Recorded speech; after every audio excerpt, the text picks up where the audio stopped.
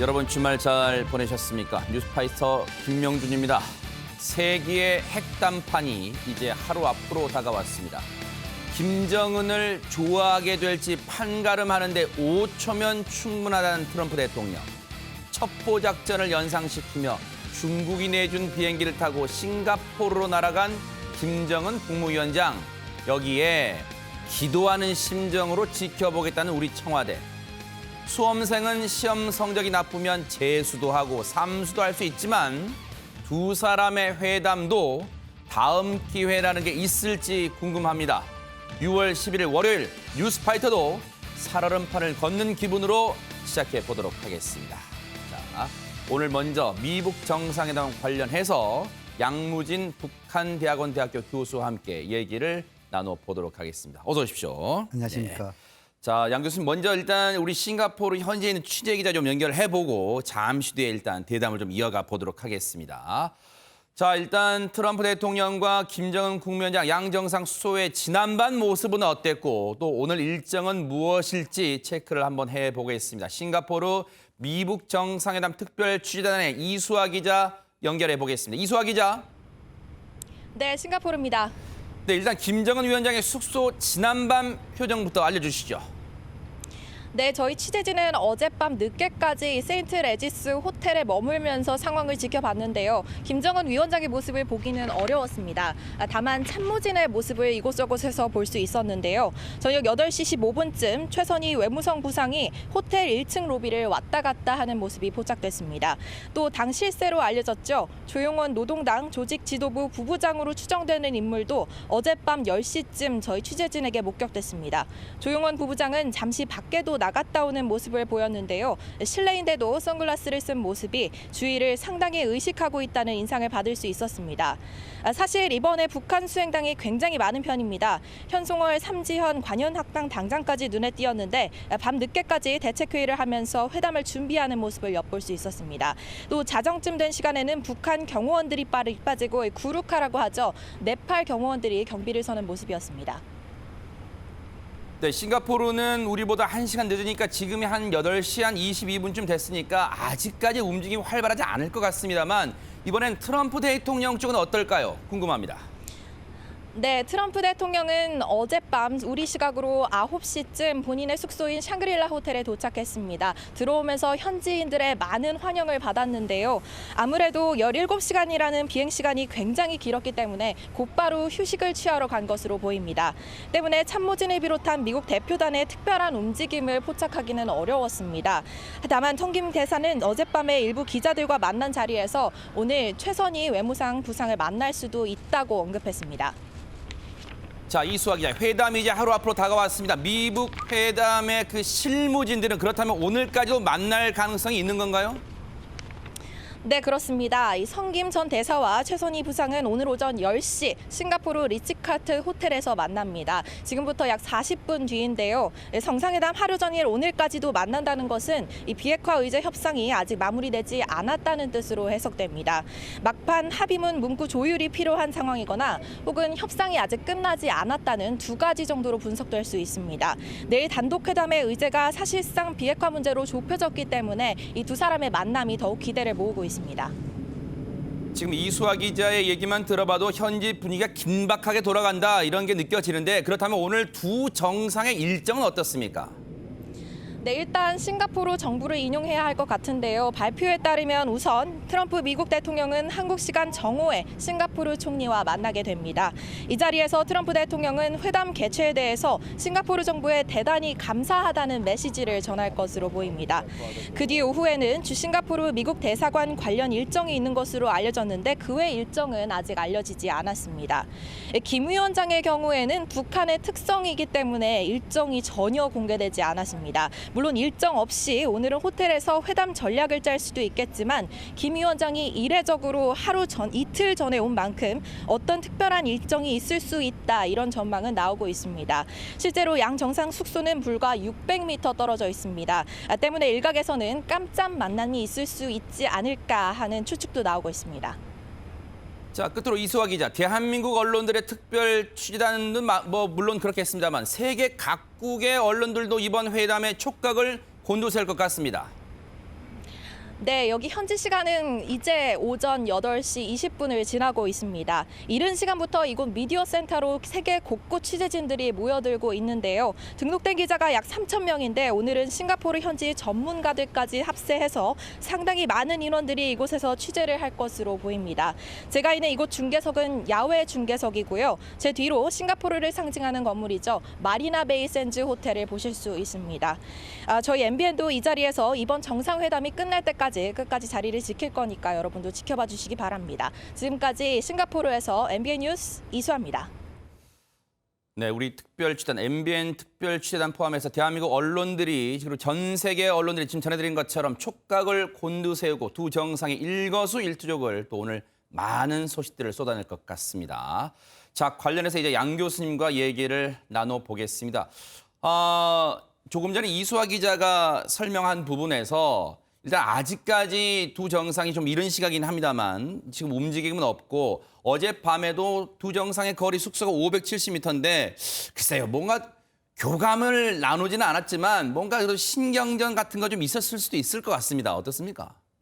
그렇죠. 뭐 정상이 그 실무자들이 하는 수준의 이런 신경전, 아하. 장애전 네. 그 가능성이 좀 낮다 아하. 보여지고 오히려 양 정상은 자신의 컨디션을 조절할 것이다 아. 보여지고 지금 이제 혹시나 오늘에 있어 가지고 가장 중요한 그 트럼프 대통령은 싱가포르 총리와 같이 이런 정상회담이 있죠. 네네. 아마 또 그런 차원에서 김정은 위원장은 뭘 할 것인가에 대해서 좀 곰곰이 생각하겠죠. 네. 그래서 아마 김정은 위원장 입장에서는 네. 이 싱가포르에 왔기 때문에 네. 싱가포르를 상징하는 이런 곳에서 한두 군데 정도 관람 가능하지 않을까. 네. 관람한다면 물론 특별 행사구역으로 지정된 곳에 갈 수 있겠죠. 아하, 그 내에서만. 예. 네. 또 두 번째는 뭐냐 하니까 이 지금 이제 트럼프 대통령이 싱가포르 이센융 그 총리가 이 한다 하면은 모든 또 언론이 거기에 또 초점을 맞추지 않겠습니까? 네. 막 그런 것을 다 감안해 가지고 네. 또 자신의 존재감 또 과시하기 때문에 아하. 그런 것을 그런 차원에서 아마 자신의 움직임도 좀 있을 것이다. 네. 이렇게 전망해 볼 수 있습니다. 지금 두 정상이 도착하는 모습도 뭐 화면으로 나오고 있습니다만 오늘 뭐 언론 보도를 보니까 국내 언론 보도를 보니까요. 김정은 위원장이 싱가포르로 오는 과정이 정말 첩보 작전을 방불케했다. 여기에 많은 또 이 기사들이 쏟아져 나오고 있더라고요. 그런데 이 중국이 내준 비행기로 왔다. 과거 이제 시진핑 주석도 이용했던 그런 전세기로 지금 알려지고 있습니다만 그 뭔가 체면보다는 그러면 안전을 선택했다 이렇게 봐야 됩니까? 어떻게 봐야 될까요? 그렇습니다. 이 과거 뭐 이 김정일 위원장 시댁 하면은 네. 상상을 할 수 없는 대목이죠. 아하. 오히려 그렇게 해가지고 이 자존심, 체면을 구긴다 하면은 평양에서 하자. 네. 이렇게 하지 않겠습니까? 아하. 그럼에도 불구하고 네. 아마 김정은 위원장의 초기에는 적어도 김정은 위원장의 전용이라는 참매 1호 아. 이것이 일루신 62호입니까? 이것이 그 이 싱가포르 갈 수 있다 막 이렇게 네. 생각했는데 네. 차후 여러 중국이라든지 또는 그 북한 내부의 기술자 전문가들 네. 오늘 보니까 조금 쉽지 않다. 네. 그런 차원에서 아마 앵커께서 말씀하신 대로 이 자존심, 체면보다도 안전을 선택했다 볼 수 아하. 있고 네. 또 그 속에는 안전 속에 또 경호도 고려했을 것이다. 아마 이 공중으로 비행한 데 있어가지고 네. 이 북한의 이런 그 이 전용기보다도 중국의 국적기 이것을 이 달고 간다라고 한다면 국제사회에서 아마 중국은 G2 국가 아니겠습니까? 네. 쉽게 아하. 이 뭐랄까 이 우려사항 이것도 좀 해소될 수 있는 그런 부분 아니겠어요? 네. 그래서 감안하고 네. 그런 측면을 봤을 때 저는 김정은 위원장이 컨트리에 있어서는 안전을 선택했지만도 네. 주변 국가 또 그리고 이 참모들 이것을 그 의견을 들어드린 합리적인 선택을 했다. 아하. 그렇게 분석을 합니다. 지금 언론 보도를 보면 김정은 국무위원장이 이른바 정상 국가의 이 수반으로서의 행보를 보이는데 많은 공을 들이고 있다 이렇게 분석을 하고 있는데 앞서도 그 비행기 석대의 비행기가 싱가포르로 가를 때 수송기 그리고 김정은 위원장이 탄 중국이 내준 전세기 그리고 이 참매 1호 김여정 부부장이 탄 이 참매 1호가 갔단 말이에요. 그런데 이 형태를 보면 언론들이 그렇게 분석을 하고 있습니다. 일단 중국이 내준 전세기 비행기는 보잉사의 어떤 747 기종, 트럼프 대통령이 타는 기종과 급을 맞췄다. 그리고 참매 1호의 김여정, 유일한 지금 혈육이죠. 유일한 건 아닙니다. 김여정 부부장이 정말 지금 믿을 수 있는 혈육인데 그 참매 1호에 김여정 부부장이 타고 온 걸 보고 미국의 예를 들면서 미국도 트럼프 대통령과 부통령이 같이 나란히 한 비행기 타지 않는다. 지금 이런 것까지 다 비교를 해서 일종의 급을 맞췄다. 이런 부분까지도 분석을 하고 있더라고요. 어떻게 보세요? 그래서 이제 지금 이제 중국도 최고 지도자 네. 시진핑 주석이 타는 것이 과연 이렇게 그 이 보잉 747 이거 이제 지금은 이제는 모르겠어요. 네. 뭐 과거에 이용했다 이런 것을 알려주고 있는데 네. 아마 이 중국도 에어포스 원 이런 거 있지 않겠습니까? 아하, 네. 그런 거 가만히 되고 네. 그다음에 통상적으로 이렇게 그 최고 지도자가 해외 순방할 때는 보통 비행기 한 3대 정도 움직인다 이렇게 이해하면 됩니다. 네네. 첫 번째로는 네. 일종의 수송기죠. 네. 그 수송기 안에는 그 이 최고 지도자의 경호 차량이랄까요. 네. 이런 것이 움직일 수 있고 네. 두 번째로는 최고 지도자가 직접 이 전용기를 활용했고 또 지금은 이제 예비 비행기가 또 필요합니다. 그래서 아마 이번에는 이 김여정 선전선동부 제1 부부장이 참매 1호 이것을 이용했다는 것은 첫 번째로는 예비 비행기라는 측면 하나 있고 네. 두 번째는 뭐냐면 이 일종의 남매 정치 상당히 중요한 부분 아니겠습니까? 그러네요. 그래서 이 참매 1호가 과연 네. 싱가포르까지 갈 수 있는가 한번 네. 시험도 할 겸 또 네. 그리고 두 사람이 혹시 동시에 탄다 하면 네.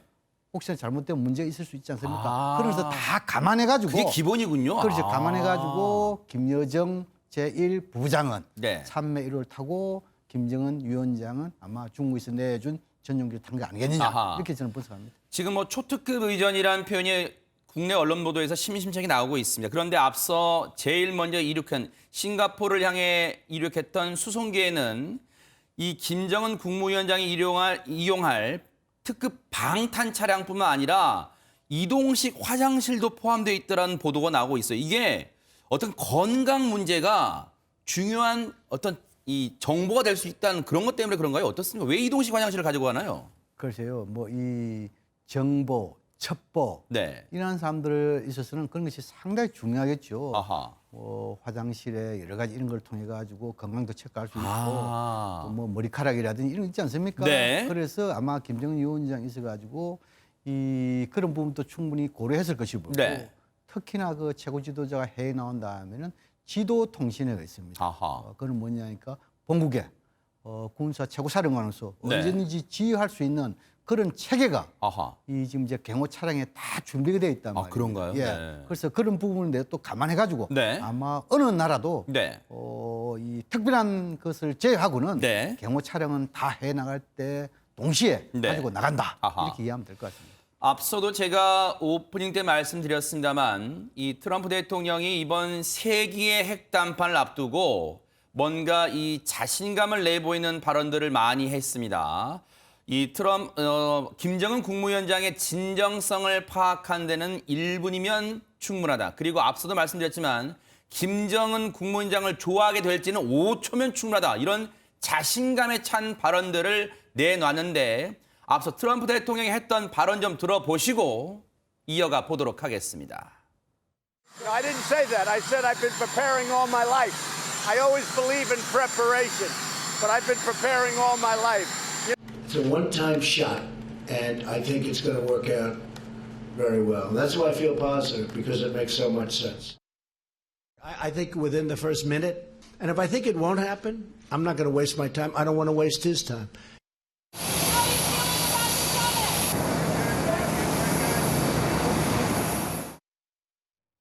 앞서 트럼프 대통령의 발언 중에요, 양 교수님, 원타임샷이라는 표현을 썼는데 한 번에 많은 걸 이뤄낼 수 있다는 부연 설명했습니다만 이게 구체적으로 뭘 의미할 수 있을까요?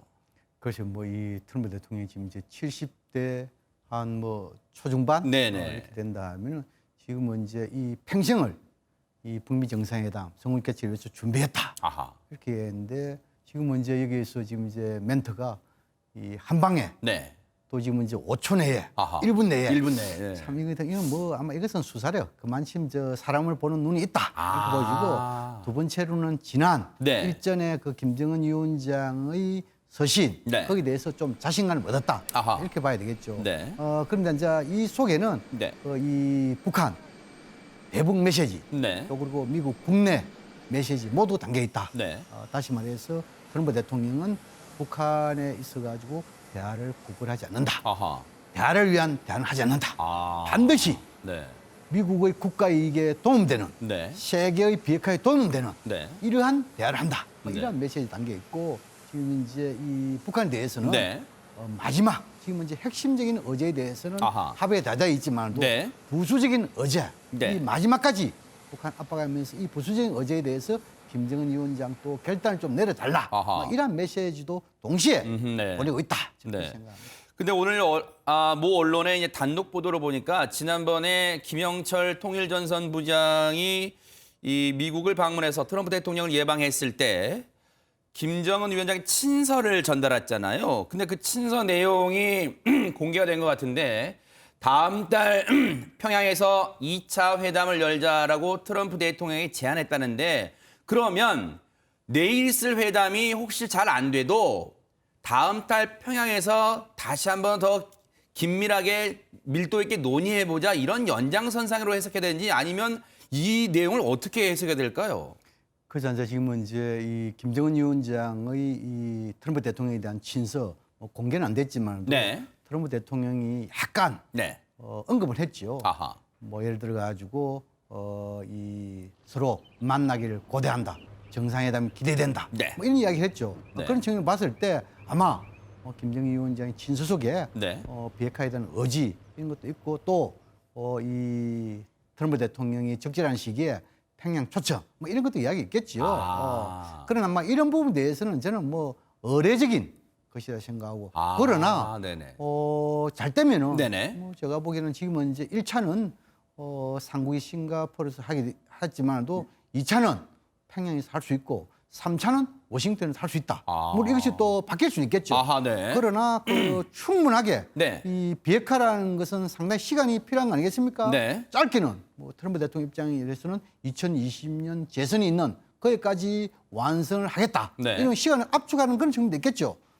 그런 것을 다 감안해 봤을 때 충분하게 저는 뭐 이 김정은 위원장과 트럼프 대통령 간에 두 번, 세 번 이런 만남 속에서 평양, 워싱턴도 가능하다. 네. 그런 생각이 듭니다.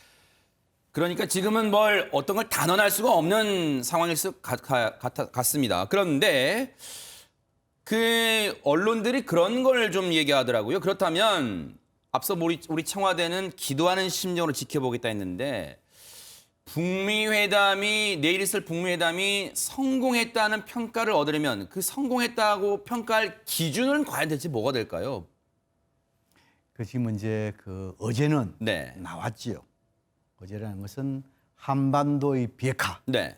한반도의 평화체제 구축, 북미 관계 정상화. 아하. 이 세 가지는 이미 나왔습니다. 네. 그럼 이 세 가지를 감안해 가지고 앞으로 합의문이 어떻게 나올 것인가? 네. 라고 한다면은 한반도의 비핵화와 평화체제 구축, 아하. 북미 관계 정상화를 위한 네. 싱가포르 선언, 아. 뭐 아니면은 네. 성명. 네. 이 정도만 나오더라도 합의적 행태에 대해서는 상당히 의미를 부여할 수 있다. 이거 성명이 나오면. 예, 네. 특히나 우리의 입장, 네. 미국 입장 이를 봤을 때는 북한의 비핵화 네. 여기에 대해서 시간표를 네. 어떻게 압축적으로 할 것인가. 네.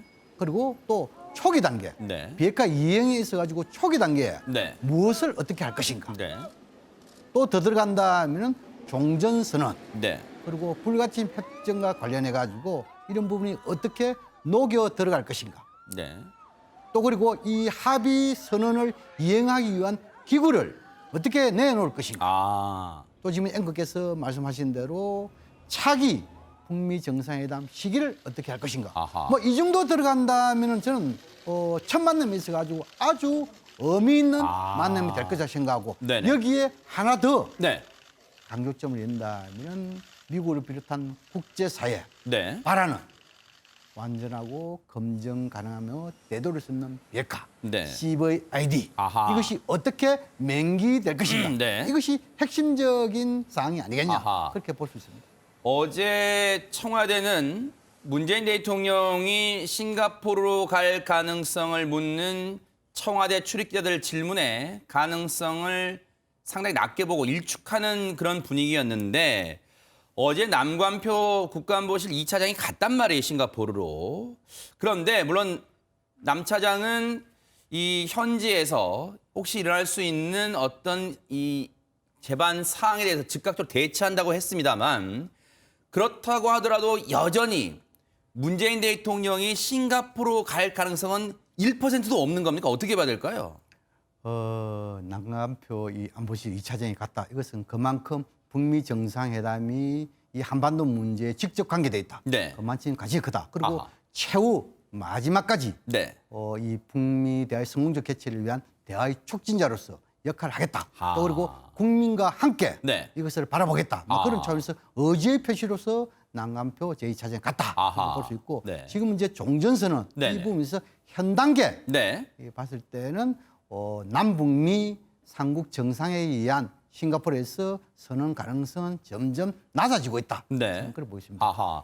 적어도 네네. 이 대통령께서 그렇게 하려면은 대통령 움직이는 데 있어 가지고 상당 부분 이런 그 변수들이 많지 않습니까? 준비할 사항도 많고 네. 그리고 지금 임박해서 이 문재인 대통령 갈 수 있겠지만 네. 임박해서 북미 양 정상이 초청한다. 네. 그것은 또 예의가 아니겠죠. 네. 그러나 네.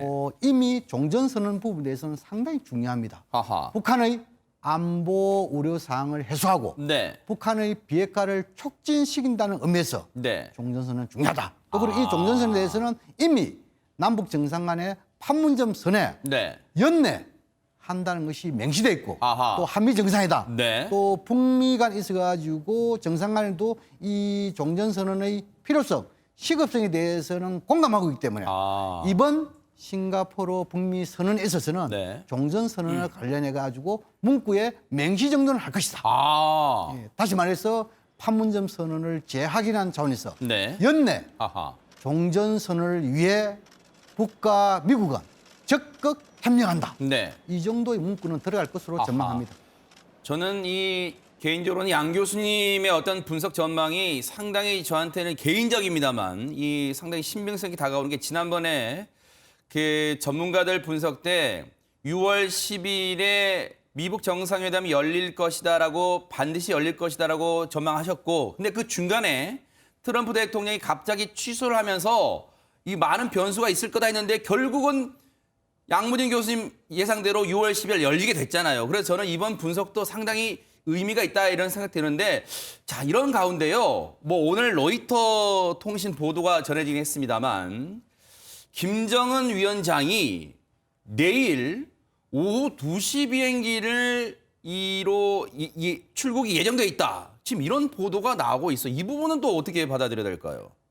가능성은 있다고 생각합니다. 아하. 이미 그 양측 실무자 간의 합의서 또 이행 로드맵 네. 이런 걸 가지고 충분히 논의했고 또 양 정상이 거기에 대한 의지도 있고 네. 더 나아가서 문재인 대통령이 충분한 대화의 촉진자, 중재자 네. 이런 역할을 했기 때문에 그렇다면은 이번 북미 정상회담에 있어서는 이벤트 이런 것을 최소화 한다면은 네네. 저는 충분하게 오전에 단독 다시 말해서 오전에 상견례 겸 사진을 찍고 네. 단독 회담하고 네. 또 오찬하고 함께 하고 곧장 네. 이 싱가포르 선언 네. 이것을 낭독 네. 이렇게 하면서 한다면은 오후 뭐 한 2시, 3시 네. 충분하게 떠날 가능성이 있다 이렇게 아하. 보여지고 네. 가장 중요한 부분에 대해서 좀 강조하고 싶은 것은 네. 지금 이제 국제사회 미국 모두가 북한의 완전한 비핵화 이 부분에 대해서 CVID를 많이 이야기하는데 네. 여기 대해서 김정은 위원장은 이미 네. 이 핵경제 병진 노선도 종료했지 않습니까? 네. 그것은 비핵화에 대한 결단이단 말입니다. 아하, 네. 그런 점을 봤을 때 미국의 CVIG 네. 완전한 체제 보장 여기 대해서 확고하다고 판단한다면 네. CVID보다도 더한 것도 아하. 해줄 수 있을 것이다. 네. 저는 그렇게 전망합니다. 이렇게 말씀을 듣고 보니까 정말 내일 우리 시각으로 10시입니다. 내일 10시가 정말 이 두 정상의 회담에 모든 전 세계가 주목할 것 같다 이런 생각 드는데 마지막으로 이거 하나 여쭤볼게요. 이번에 세계의 핵담판이라고 하는데 여기에 눈에 띄는 인물, 북한 측 인물이 있었습니다. 바로 현송월 삼전악단장인데 핵담판에 왜 현송월 악단장이 북한 측 수행으로 포함됐을까? 여기에 지금 많은 관심과 분석이 나오는 것 같은데 뭐라고 생각하세요? 이 북측의 현송을 네. 이 단장은 최근에 네. 당의 선전선동부 부부장으로 승진했다 이러한 설도 있습니다. 아하. 어떻든 간에 두 가지 관점에서 네. 저는 이 분석할 수 있는데 첫 번째는 선전선동부와 관계되는 일을 하고 있다라고 한다면은 네. 김여정 제1부부장의 업무 일을 보조하는 아하. 그런 역할을 하나 할 수 있고 네네. 두 번째로는 혹시 북미 정상 간에 잘 합의되면은 네. 이 합의 사항을 이행하는 데 있어서 가장 중요한 것은 일종의 환경의 여건 조성, 분위 조성 아니겠습니까? 네네. 그렇다면은 이 북미 간의 스포츠, 또 예술단, 아하. 그리고 일전에 뭐 예를 들어 가지고 뉴욕 필하모니라든지 이런 네네. 것이 또 북한에 한 공연이 있고 또 북한 측도 미국에 와서 공연한 이런 사례도 있고 있었죠. 네네. 또 과거 70년대 초반 보면은 미중 간의 핑퐁 외교 아하. 이것이 양국 관계를 더욱더 돈독해 하고 이러면 상당히 영향을 미치지 않습니까? 아. 그런 차원에서 네네. 아마 한송월의 역할 때문에 네. 이번에 동행한 것이 아니겠느냐 아. 이렇게 분석해 볼 수 있습니다. 물론 분석과 추정입니다만 양 교수님의 분석에 상당히 또 신빙성도 있어 보인다 이런 생각도 해봅니다. 앞서 뭐 현송월 단장의 모습도 있었습니다만 과연 어떤 역할을 위해 저 싱가포르에 동행한 건지 또 언론들이 한번 추적을 해보도록 하겠습니다. 자, 지금까지 미국 정상회담 관련해서 양무진 북한대학원 대학교 교수와 함께 얘기를 나눠봤습니다. 고맙습니다. 고맙습니다. 자, 어제까지 이 지방선거 사전투표율 집계가 나왔죠. 6.13 지방선거를 앞두고 어제 마지막 주말을 맞은 여야 지도부 총력 지원 유세에 나섰습니다. 더불어민주당은 수도권, 자유한국당은 충남 등을 돌며 당력을 집중했다고 합니다. 김문영 기자가 전해드립니다. 더불어민주당 추미애 대표는 경기도 광주, 여주와 이천 등 수도권을 집중 공략했습니다. 최근 불거진 이재명 경기도지사 후보의 사생활 논란에 대해 쓸데없는 말 대신 일하는 능력을 보면 된다며 파문 차단에 나섰습니다. 오히려 자유한국당 남경필 후보를 겨냥해 역공에 나섰습니다. 자기 자식은 잘 못 가르치고 범죄자인데 자기도 가정생활이 가화반사성이 안 되는데 상대 후보 내가 뒤보기만 하면서 자유한국당 홍준표 대표는 충남 천안을 찾아 유세전을 펼쳤습니다. 당초 TK 지역에서 유세할 예정이었지만 정태욱 의원의 지역 비하 발언 논란과 후보들의 유세 자제 요청을 감안해 중원을 찾은 겁니다. 충남은 안희정 전 충남지사의 미투 낙마 이후 한국당이 당선 가능 지역으로 분류하고 표심을 다져온 곳입니다. 안희정 사태, 박수영 사태, 천안시장 사태를 보면서 충청남도를 이렇게 욕되고 부끄럽게 한 그 정당을 어떻게 찍어주겠습니까? 바른미래당은 지도부가 안철수 서울시장 후보, 박종진 송파울 국회의원 후보와 오찬을 함께하면서 수도권 지원에 집중했습니다. 민주평화당은 광주와 전남, 영암 등 호남에 집중 유세하며 민주당 견제론으로 지지를 호소했고 정의당은 인천과 경기 고양 등 수도권을 찾아 후보들을 지원했습니다. MBN 뉴스 김문영입니다. 경북 포항에 있는 한 약국에서 느닷없는 흉기 난동이 벌어졌습니다. 정신병력을 가진 40대 남성이 별다른 이유 없이 범행을 저지른 것으로 조사됐습니다. 이재호 기자가 보도합니다. 한 남성이 약국 안으로 들어오더니 다짜고짜 흉기를 휘두릅니다. 흉기에 찔린 약국 종업원이 밖으로 도망치고 함께 있던 약사는 그 자리에 주저앉습니다. 그제 오후 5시 반쯤 경북 포항의 한 약국에서 40대 남성이 약사 등 2명에게 흉기를 휘두르고 달아났습니다. 범행 5시간 만에 경찰에 붙잡힌 이 남성은 수년 전 이들이 자신에게 욕을 해 범행을 저질렀다고 진술했습니다. 하지만 경찰 조사 결과 이들은 단 한 차례도 만난 적이 없던 것으로 확인됐습니다. 흉기 난동을 벌인 남성은 과거 정신병 치료를 위해 1년 가까이 병원에 입원하는 등 정신과 병력을 가진 것으로 알려졌습니다. 약사나 종업하고 면식이 없는 사람입니다. 서로 아는 사이도 아니고 모르는 사이인데 피해자가 약간 정신적인 치료를 받은 사실이 있어요. 경찰은 해당 남성에 대해 살인미수 혐의로 구속영장을 신청하는 한편 정확한 범행 동기를 조사하고 있습니다.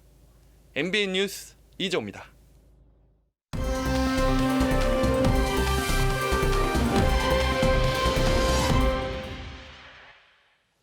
자, 이제 뉴스파이터 사건 사고 얘기를 좀 나눠보도록 하겠습니다. 네 분과 함께합니다. 오윤성 순천향대 경찰행정학과 교수, 그리고 정신과 전문의 최명규 원장, 손수호 변호사, 그리고 MBN의 홍순빈 아나운서 네 분과 함께합니다. 어서 오십시오. 네. 자, 여러분과 함께한 뉴스파이터 첫 번째 얘기를 해보도록 하겠습니다. 아마 여러분께 많은 관심과 사랑을 받고 있다 해도 과언이 아니죠. 추자현, 우효광 부부. 그런데 이 두 부부에게 정말 안타까운 소식이 전해지고 있는데 홍순빈 아나운서 뭡니까? 네, 이 한 예능 프로그램에 출연해서 국내에서도 많은 사랑을 받고 있는 추자현, 우효광 커플이 지난 1일에 이 등남했다는 이제 사실이 전해졌었습니다.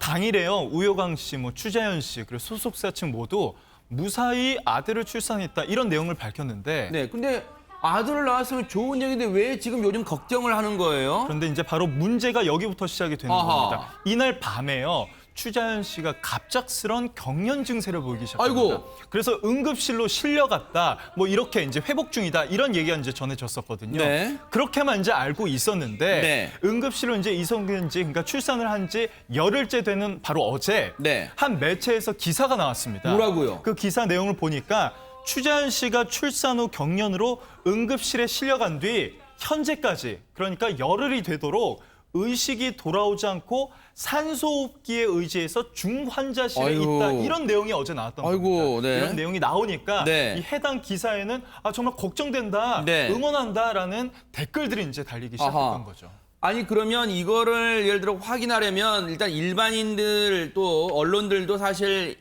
이 추자현, 우효광 부부 본인에게 접촉하기 어렵다면 소속사가 있을 거 아닌가, 추자현 씨의. 그렇습니다. 그래서 소속사 측에서도 공식 입장을 계속 내왔습니다. 아하. 지난 1일에 그러니까 응급실에 실려갔을 때도 이제 응급실에서 회복을 하고 있다라는 내용을 올렸었는데 네. 어제 이제 10일 이제 기사가 나오니까 이 기사가 나온 지 30분 만에 소속사 측에서는 추자현 씨가 열흘째 의식불명이라는 내용으로 보도된 기사는 사실이 아님을 밝힙니다. 아이고, 천만다행이네요. 내용에 이제 기사를 이제 보도 자료로 공식 입장을 낸 겁니다. 네. 추자현 씨는 현재 일반 병동으로 옮겨서 회복 중인 상태에 있고 주변 지인들과 문자도 나눈 등 무사히 건강을 찾아가고 있습니다라는 이제 내용의 이제 보도 자료를 냈던 거죠. 네.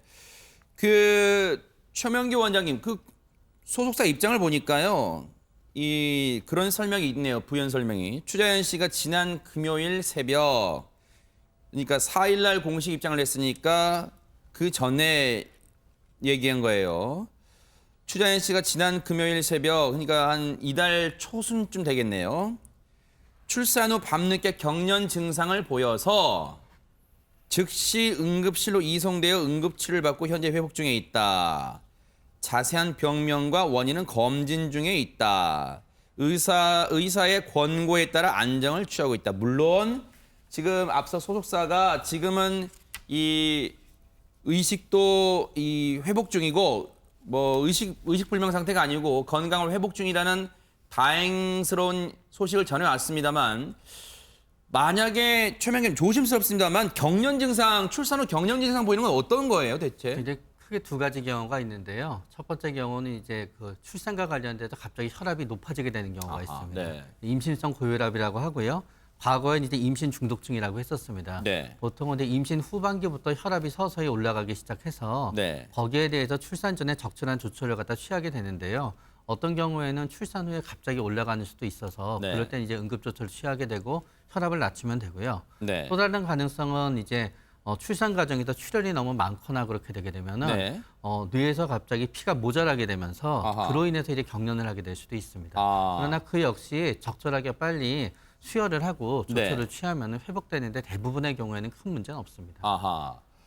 지금 팬분들 입장에선 추자현 씨와 우효광 씨를 아끼는 팬분들 입장에선 특히 그리고 홍순빈 아나운서. 네.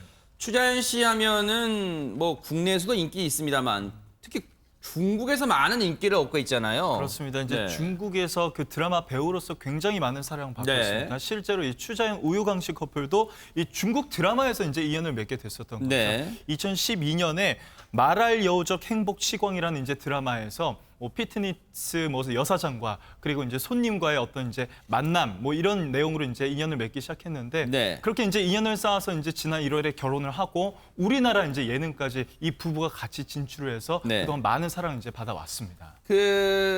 손수호 변호사님, 사실 추자연 씨 물론 지금 소속사 입장을 들어보면 지금은 다행히 건강을 회복 중이라니까 천만 다행이에요. 그런데 잠시나마 이제 경련 증세도 오고 했을 때는 남편 우효광 씨도 많은 걱정을 했을 거예요. 왜냐하면 지난 1일 날 그 아들을 낳았을 때 SNS에 추자연 씨가 그 아이의 발도장과 함께 그 소감 같은 걸 적어놨던 게 있더라고요. 그걸 생각해보면 진짜 좀 아찔했을 것 같기도 합니다. 그렇습니다. 네. 지금 소속사가 밝힌 대로 아이는 또 당연히 건강하고 네. 또 이제 아빠인 우효광 씨가 아이를 돌보고 있다라고 하고 있는데 그 SNS에 올린 그 사진들을 보면은 그 아이의 그 발도장이 있었어요. 그러니까 저도 봤는데 진짜 귀엽더라고요. 아이고 세상에. 네. 그리고 또 이제 추자연 씨의 SNS에도 역시 이제 아이에 대해서 잘 키우겠다, 감사하다라는 글까지 올라왔거든요. 네. 그런데 갑자기 이렇게 건강상에 좋지 않은 일이 생겨서 많은 분들이 안타까워하고 있는 것으로 보이고 그렇고요. 잠시만 죄송합니다. 지금 이명희 이사장이 오늘 불법 고용 의혹 관련해서 또 출석을 했네요. 현장 연결해 보겠습니다. 딸 조연아 씨는 필리핀 가사 도우미 불법 고용 인정했는데 필리핀 가사 도우미 허위로 초청하고 불법 고용한 사실 인정합니까? 성실히 조사를 받고 대답드리겠습니다. 대한항공에 직함 없으시잖아요. 근데 비서실에 직접 지시하셨습니까? 안 했습니다. 이메일에 사모님 지시라는 단어가 계속 등장하는데 그럼 어떻게 보십니까? 네, 성실히 조사받겠습니다. 가사 도우미들 출국 지시하거나 입막음 시도하신 적 있으십니까? 여론 재판 당하거나 억울하다고 본 점 있으십니까? 죄송합니다는 말씀을 혹시 특별히 하시고 싶은 말씀 없으세요? 죄송합니다. 네, 그만하시죠. 네.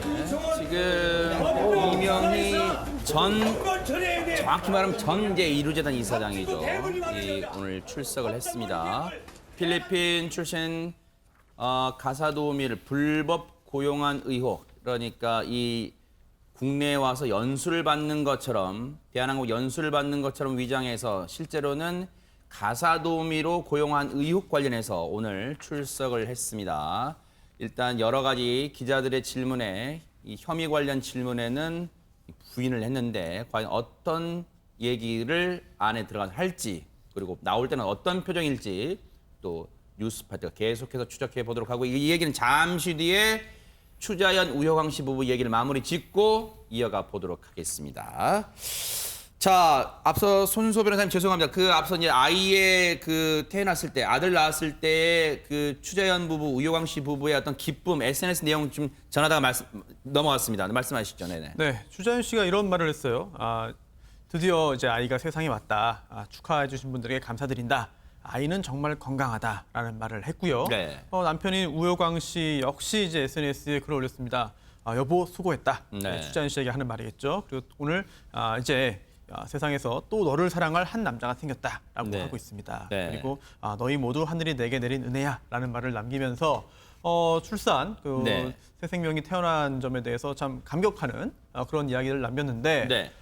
그런데 갑작스럽게 이렇게 산모의 이제 건강에 문제가 생기면서 그 후에는 이제 많은 분들이 걱정을 하고 그렇죠. 계신데요. 소속사에서는 그렇게 중한 상태가 아니다라고 해명을 하고 있지만 사실 보도가 한번 나왔기 때문에 중한 상태라는 보도가 나왔기 때문에 누구 말이 맞는 것이냐, 네. 지금 현재 정확한 상태가 어떤 것이냐라고 걱정 어린 그런 시선을 보이는 분들도 네. 적지 않은 것 같습니다. 오 교수님, 이제 물론 추자연 씨와 우효광 씨가 원래도 유명한 스타입니다만 또 국내 예능 프로그램 통해서 더 알려지다 보니까 많은 분들이 걱정하는 마음은 알겠습니다만 걱정이 걱정으로 끝나야지 이게 분명히 소속사 입장에서도 아니라고 하는데도 이 계속 의혹이 꼬리에 꼬리를 물고 뭔가 있을 거야, 건강이 정말 나쁠 거야 이렇게 혹시라도 네티즌 분들이 한다면 이건 정말 두 사람한테 두 부부 또 아이한테 정말 큰 누가 될 것 같습니다. 두 가지로 이제 볼 수가 있겠는데요. 네. 하나는 이제 정말 진정으로 걱정을 해가지고 그렇게 하는 것도 있고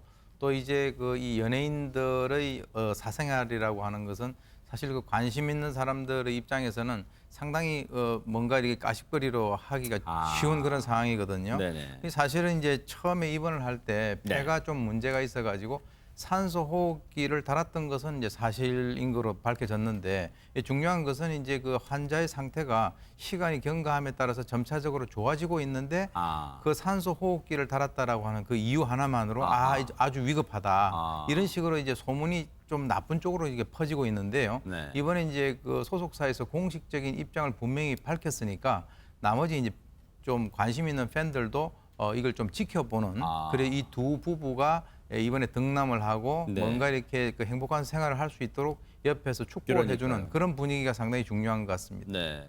그러니까요. 진짜 오 교수님 말씀이 정말 좋은 말씀 해주신 게 걱정이 걱정으로 좀 끝났으면 좋겠어요. 그리고 하루빨리 쾌차하기를 바라는 마음이 꼭 추자연 우효광 씨 부부 그리고 그 아이 정말 사랑스러운 아이에게도 꼭 전해지길 뉴스파이터도 기대를 해보겠습니다. 자, 여러분과 함께하는 뉴스파이터 이제 다음 얘기로 넘어가 보겠습니다. 네. 때마침 조금 전에 전해드렸습니다마는 손수호 변호사님, 이명희 전 이사장이 이제 출석을 했는데 그렇다면 시청자분들을 위해서 대체 무슨 혐의, 무엇을 물어보기 위해서 불렀는지 구체적으로 좀 알려주시죠. 네, 이명희 전 이사장이 정말 여러 차례 언론에 나옵니다. 그러니까요. 실제로 포토라인에 서는 것도 정말 지난주도 본 것 같은데요. 네. 계속 보도가 되고 있습니다. 네네. 이번에는 이제 출입국 관련된 그런 문제가 생겼습니다. 바로 출입국 관리법 위반 혐의인데요. 네.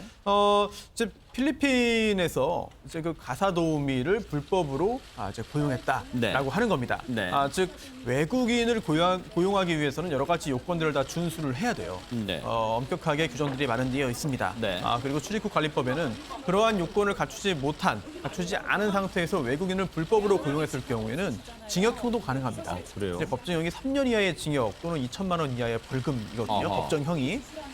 그래서 이런 그 출입국 관리법 규정을 위반한 것이 아니냐라고 지금 현재 혐의를 받고 있고요. 네. 그래서 오늘 조금 전에 나온 곳은 이제 그 법무부 산하에 있는 그 출입국 관리청 이제 이민 특수조사대에서 불러서 지금 조사를 이제 하겠다라고 하는 것인데 이게 그동안 이제 한진그룹 일가에서 필리핀인 여러 명을 수십 명을 굉장히 오랜 기간 동안 불법으로 고용했다라고 하는 혐의를 받고 있는 겁니다. 그래서 만약 이 부분이 사실로 밝혀진다면 또 다른 범죄이기 때문에요. 지난번에 그 폭행이나 그 상해 등으로 이제 구속영장이 청구돼서 결국은 영장은 기각됐지 않습니까? 네. 그때와는 또 다른 그런 범행 혐의거든요. 네. 별도의 절차가 진행되고 있습니다. 네.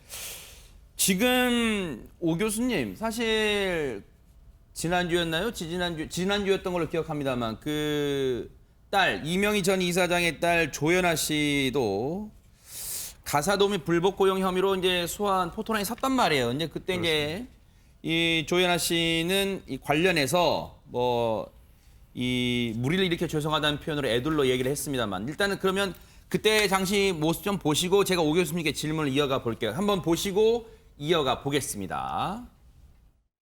필리핀 가사도우미를 불법으로 고용했다는 혐의에 대해서 인정하십니까? 무리를 일으켜 죄송합니다. 어머니 이명희 씨도 같은 혐의로 연루돼 있는데 어떻게 생각하십니까? 동생분 물컵 논란도 있는데 그에 대해서는 어떻게 생각하세요? 땅콩 회항 이후 3년 만에 포토라인 다시 쓰셨는데 국민들께 한 말씀만 부탁드립니다. 죄송합니다. 야! 집구석임에 부모행위냐? 너희 집 집구석임에 부모행위냐? 불법 고용 혐의 인정하셨습니까? 밀수 탈세 관련해서 출국 금지가 내려졌는데 혹시 이에 대한 입장이 있으신지요? 총수 일가가 유독 구설수에 많이 오르고 있는데 국민들께 한 말씀 해주시죠. 한 말씀만 해주시고 가시죠.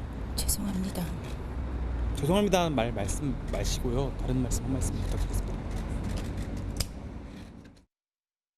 오 교수님, 앞서 지금 조연아 씨가 출석했을 때는 기자들의 질문에 불법 고용 혐의에 대해서 일부 인정했어요. 그런데 지금 이명희 전 이사장, 어머니 이명희 전 이사장은 아예 지금 그런 혐의에 대해서 아니라고 하고 있어요. 지금 어떻게 봐야 될까요? 사실 그 딸과 어머니와의 관계라고 하는 그 네네. 상당히 참 애매한 그런 상황이죠. 아하. 왜 그러냐면 이제 지난번에 이제 조연아 씨가 이제 불려 나올 때 네. 어머니도 같은 혐의로 연루가 돼 있는데 어떻게 생각하느냐라고 하는 그 질문에 답을 안 했습니다. 아하. 그리고 이제 9시간 조사를 하고 난 뒤에 기가를 할 때도 불법 고용 혐의를 인정했느냐라고 하는 거기 질문에도 답을 안 했어요. 네. 쉽게 말하면 엄마가 그 가사 도우미를 자기한테 보내줘가지고 딸인 내가 쓴 사항이다라고 하는 그것이 가장 어떻게 보면 좀 합리적으로 우리가 추정을 할 수가 있는데 네. 그렇다고 해서 그런 얘기를 언론에서 나는 뭐 상관이 없다라고 하는 얘기를 하기도 상당히 어렵다는 거죠. 네네. 그렇지만은 분명한 것은 조사 과정에서 본인이 분명히 어떤 그 초청을 한, 즉 그 일반 연수원으로 비자로 초청을 한 그 혐의에 대해서는 부인을 했다라고 지금 보도가 되고 있고요. 네. 그리고 이제 그 압수수색 과정에서 이 가사 도우미 입국과 관련돼 가지고 어머니 그 이명희 씨가 지시를 했다라고 하는 그 정황이 있는 이메일을 확보를 했다라고 한다면 사실 이제 우리 아까 말씀드렸지만은 어머니가 전체적으로 초청을 하고 네. 딸은 그 가사 도우미를 썼다라고 우리가 생각을 하는 것이 어떻게 보면 합리적이겠죠.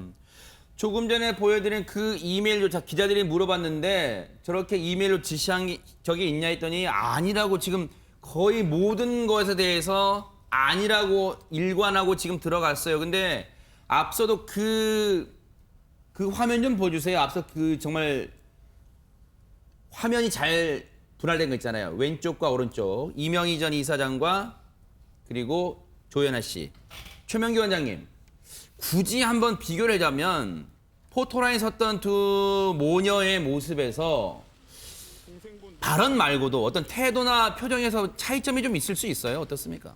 조연아 씨를 보게 되면은 참담함이라는 게 우리한테 느껴지는 부분이 있어요. 저 얼굴을 숙이고 있는 게 저번에 이제 한번 눈으로 쳐다봤다가 이제 그 부분에 대해서 많은 이제 비난을 받아서 그랬을 수도 있지만 본인이 굉장히 의기소침해 있고 진정 뉘우치거나 안 뉘우치거나 떠나서 굉장히 참담하다는 감정이 느껴지는 부분이 있어요. 어느 정도. 그런데 조명희 전 이사장의 경우에는 별로 그렇게 감정이 느껴지는 게 전혀 없어요. 정말 당당한 거와는 다르게 진짜 이게 다른 사람들한테 굉장히 커다란 충격, 굉장히 커다란 그런 걸 주고 있고 이 문제로 인해서 다른 가족들이 굉장히 힘들어하고 있고 그런 어떤 감정이 느껴지는 게 있어야 되는데 전혀 그냥 일상생활을 하듯이 아무 감정이 없어요. 그 부분은 두 사람의 가장 커다란 차이예요. 손 변호사님. 물론 이명희 전 이사장의 이 붙여진 혐의, 지금 받고 있는 혐의는 여러 가지가 있습니다만, 물론 앞서도 말씀해 주셨습니다만, 영장이 기각된 바가 있어요. 그런데 오늘 이 불법 고용 혐의로 피의자 신분으로 소환된 거 혹시 이 부분은 향후 혹시 영장이 재청구되면 영향을 미칠 수 있어요? 어떻습니까? 사실 이 구속이라는 게 수사기관에서 수사를 위해서 하거나 또는 법원이 할 수 있습니다. 재판 과정에서. 그런데 그 자체는 처벌이 아니거든요. 따라서 수사와 재판을 원활하게 하기 위한 그런 필요성이 있을 때 예외적으로 이제 제한된 요건을 충족시켜서 때만 하는 것인데 원칙적으로 엄격히 보자면 사실 그 별개의 건으로 구속영장이 청구됐을 경우에 그 사안만 따로 놓고 보아서 구속사유의 구속 필요성을 판단할 수밖에 없습니다. 따라서 여러 건의 범죄가 아주 동시다발적으로 지금 수사가 이루어진다고 해서 구속 가능성이 굉장히 높아진다라고 보기는 어려워요. 결국은 지난번 영장이 기각됐던 이유 중에 하나인 도주의 염려도 없고 증거인멸의 염려도 없다라고 판단받은 그 부분, 그렇지 않다라는 부분을 이제 인정받아야 영장이 발부될 수 있을 것이고요. 특히나 지난번에도 영장 발부 사유가 없다, 필요성이 없다, 특히나 증거인멸의 염려가 없다라고 판단했던 부분, 이 부분에 대한 다른 판단을 받을 만한 어떤 그 자료가 있지 않은 한 같은 판단이 나올 가능성이 좀 더 크지 않을까 생각됩니다. 받고 있는 혐의가 많다고 해서 거기에 비례해서 영장 발부 가능성이 높아진다, 그건 아니라는 말씀을 또 해주신 것 일단 같습니다. 범죄의 중대성이 중요한 판단 요소 중에 하나로 법에 기재되어 있거든요. 따라서 정말 중대한 범죄인지 여부를 따져야 되는 것이지 혐의를 받는 그런 범죄의 그 종류와 건수가 많다고 해서 무조건 발부되는 건 아닙니다. 네네. 자, 어쨌든 조사를 마치고 나오는 모습까지 뉴스파이터가 또 추적해서 전해드리도록 하겠습니다. 여러분과 함께한 뉴스파이터 이제 다음 얘기로 넘어가 보도록 하겠습니다. 이 사람이요, 걸을 때 걸음걸이 있잖아요. 이게 다 특징이 있다고 합니다. 홍순빈 아나운서. 네, 뭐 일반적으로 얘기할 때 뭐 있는 힘껏 도망갈 때 간다 이럴 때 뭐 걸음아 날 살려라 이런 네. 표현을 쓰는데 이제 도둑들은 그런 표현 함부로 못 쓸 것 같습니다. 왜요? 영상 보면서 설명해 드리겠습니다. 네, 지난주 금요일 부산 중구의 한 지구대에요. 50대 남성이 나타났습니다. 중절모의 정장 차림의 이 50대 신사는요. 가방을 지금 화면 위쪽 의자에 놓고 화장실로 향하고 있습니다. 급하게 화장실을 이용하기 위해서 지구대를 찾은 건데요. 화장실 이용하고 다시 자신은 이제 가방을 들러가고 있습니다. 이렇게 가고 있죠.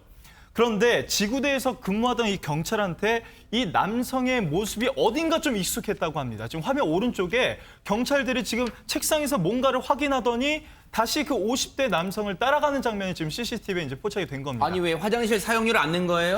그래서 이제 여기에서 이제 보시면 알 수 있는데 네. 지금 남성이 지구대 밖을 빠져나가려고 하니까 경찰 2명이 다가옵니다. 한 경찰은요. 휴대전화 속에 이제 저장했던 사진을 지금 확인을 하고 네. 이 사진 한번 유심히 본 뒤 맞죠? 이렇게 이제 물어봤나 봐요. 아하. 그래서 저 남성이요. 현장에서 불신 검문으로 인해서 체포가 됐다고 합니다. 아니 근데 오 교수님, 지구대 화장실 이용할 수도 있지 뭘 또 그걸 가지고 경찰에 다가와서 또 이렇게 갑자기 휴대전화를 보면서까지 갑자기 현장에 체포했을까? 뭐 사연이 있는 겁니까?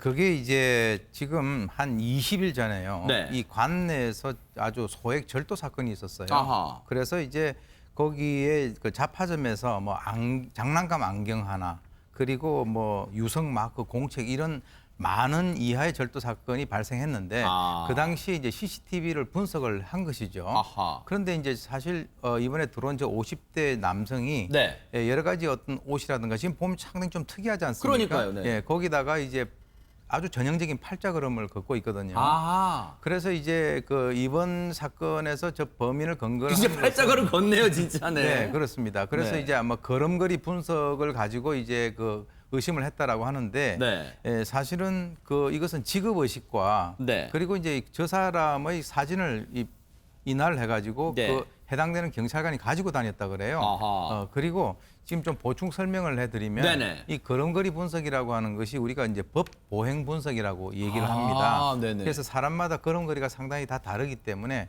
거기에 따라서 이제 특징으로서 우리가 이제 사람을 그 분석을 하는 것인데요. 네. 사실 이 CCTV가 많지만 네. 거기에 있는 화질이 좋지 않거나 또는 이제 거기에 찍혔다 하더라도 내가 아니다라고 이 주장을 하면은 사실은 특정하기가 상당히 어렵거든요. 그래서 이제 좀 보충되는 것으로서 카메라에 찍힌 그 보행자의 주요 관절의 각도라든가 길이를 계산을 해가지고 그 사람이다 아니다라고 하는 것을 하는데요. 우리나라 네. 같은 경우는 이제 2016년에도 걸음걸이를 분석을 해가지고 대구에서 있었던 그 검호강 살인 사건이라고 있는데 거기에서 이제 법정에서 유죄정으로 이제 인정이 된 최초의 사례가 있습니다. 네. 그래서 이제 지금 이제 일선 경찰관들도 이 걸음걸이 분석에 대해서 상당히 관심을 많이 갖고 있는데요. 이번에 이제 그 아까 얘기를 했었던 뭐 옷이라든지 네. 선글라스, 안경 이런 것인데 자기가 아주 범의 입 안으로 걸어 들어온 거죠.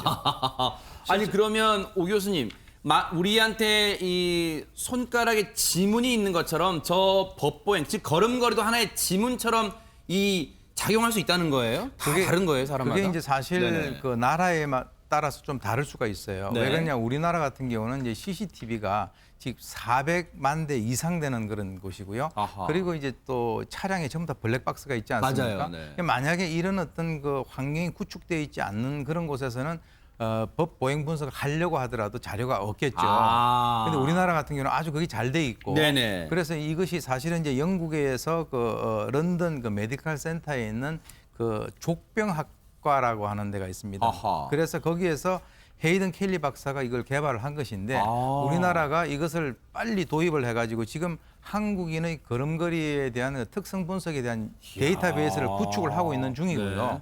앞으로 걸음걸이 분석과 연관해가지고 범인을 체포를 할 수 있는 그런 가능성이 상당히 높아지고 있는 그런 실정입니다. 이게 과학 수사가 미국 드라마 CSI만 있는 게 아니라 우리 한국도 정말 대한민국도 과학 수사가 나날이 발전해 간다 이런 생각을 해 봅니다. 자, 관련해서 정말 매 눈을 가진 경찰 얘기 들어보시고 이어가 보도록 하겠습니다. 그 절도 CCTV 영상 속에 있는 그 의상들이 좀 특이했었거든요. 근데 당일날 못 잡아가지고 제가 계속 좀 아쉬워하고 있었어요.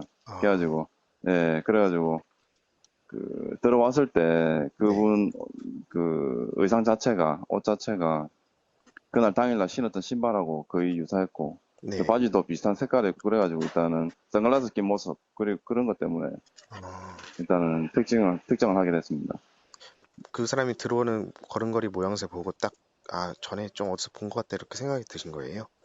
신발 보고 그랬습니다. 로퍼 같은 신발인데 보통 그 나이 대 연령대분들 잘 안 신는 신발이거든요. 걸음걸이가 약간 팔자 비슷하게 걷는 그런 걸음걸이였고요.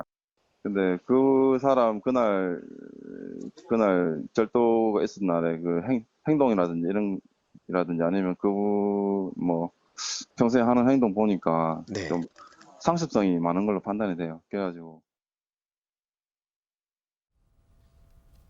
아니 근데 최명규 원장님, 보통 어떤 나쁜 짓을 하면 그 이후에는 자기의 행동이나 자기의 신분이 드러날까봐 막 가리고 좀 눈에 띄는 옷도 안 입고 막 그러잖아요. 근데 저 남성은 아주 그냥 날 봐주세요 그렇게 옷차림하고 다니는 것 같아요 지금. 그래서 남성 같은 경우에는 자국 추구도가 굉장히 높다 그래요. 아. 그래가지고 이제 무절제하고 호기심도 많고 충동적이고 그런 거거든요. 아하. 그래가지고 우리가 보통 성인 ADHD라고 하잖아요. 저 사람은 굳이 표현해도 중년 ADHD일 수 있어요. 그래가지고 그런가요? 네. 산만하고 장난기도 많고 저것도 경찰서에 간 것도 실제로 화장실에 가고 싶어서 간 걸 수도 있고요. 네. 얘들아 내가 이렇게 왔다 갔다 해도 너네는 나를 못 잡을 거야. 세상에. 애들이 장난치듯이 장난치는 마음으로 왔다 갔다 할 수도 있고요. 저 옷차림이면 저런 게 튀려고 저러는 게 아니라 그냥 저러다가 보니까 튀는 거예요 그냥. 아하. 그 혹시요 손 변호사님 앞서 뭐 잡화점에 가서 보세 장난감 안경 1개, 마그넷, 공책, 유성 마크 등 문구류를 절도했다는데 이거는 그냥 혹시라도 그 문구류 그 잡화점 주인분이 혹시 기분 나빠하지 마시고 그냥 제가 드린 질문이에요. 혹시 훔친 이 물건의 액수가 경미하면 가벼우면 또 죄가 안 될 수도 있는 거예요. 혹시 뭐 어떤 거 있습니까? 혹시? 그렇진 않고요. 정말 가치를 따질 수 없을 정도로 경미한 경우에는 법적 판단이 달라질 수도 있겠습니다만 저 정도 물품이면은 사실 절도죄 성립 당연히 하고 처벌 가능한 것이고요. 또한 지금 경찰은 조금 전에도 상습성이 있을 것으로 짐작을 하고 있거든요. 실제로 상습적으로 절도 범행을 했다면 그에 따른 가중 처벌이 되는 것이고 또 혹시라도 누범 가중 요건을 충족한다면 또 가중이 될 것이고요. 또 이제 특가법에는요, 특정 문제 가중 처벌 등에 관한 법률에는 또 절도로 뭐 2번 이상 실형을 살거나 아니면 3번 이상 징역형이거나 이런 또 더 가중된 요건을 충족했을 경우에는 더 가중 처벌하는 경우들이 있습니다. 따라서 뭐 전과 여부를 알 수는 없습니다만 저런 그 잡화점에서의 저런 그 소액 절도들은 사실은 여러 차례 하는 경우도 상당히 많아요. 그래서 그동안 했던 범죄가 많이 있고 또한 적발됐던 경우가 많이 있다면은 그에 따른 가중 처벌을 피하기 어려울 것으로 보입니다. 오 교수님, 저 남성은 앞서 뭐 중년 ADHD라는 표현을 뭐 최명규 의원님 하셨습니다만 스릴을 즐기는 거예요? 간이 배 밖으로 나오는 거예요? 뭐 어떻게 뭐 다 무모한 거예요? 뭐라고 봐야 될까요? 그냥 제 발로 들어왔어요. 저는 이제 제가 저 사람이 훔친 그 물건의 가치가 상당히 그 별로 없는 본인에게 별로 이득도 안 되는 걸 훔쳤다는 데 주목을 하고 싶은데요. 저희가 이제 충동 통제 장애 중에서 어떻게 보면은 그 절도광이라고 하는 것이 있거든요. 그것은 이제 몇 가지 단계를 거치는데 어떤 그 절도 행위를 생각을 하게 되면 굉장히 심리적으로 흥분돼요. 그 흥분을 해소하기 위해서는 절도를 하게 되고 그 절도를 하고 난 뒤에 이제 그 심리적으로 이완이 되고 안정을 찾는 거거든요. 그런 상황에서 조금 전에 나왔습니다만은 상당히 어떤 그 절도 전과가 있을 가능성이 상당히 크고요. 그리고 이제 지구대 화장실 들어간 것도 같은 맥락으로 스릴을 즐긴 것으로 보입니다. 그렇게 볼 수 있겠군요. 뉴스파이터 준비하는 여기까지입니다. 함께해 주신 여러분 고맙습니다.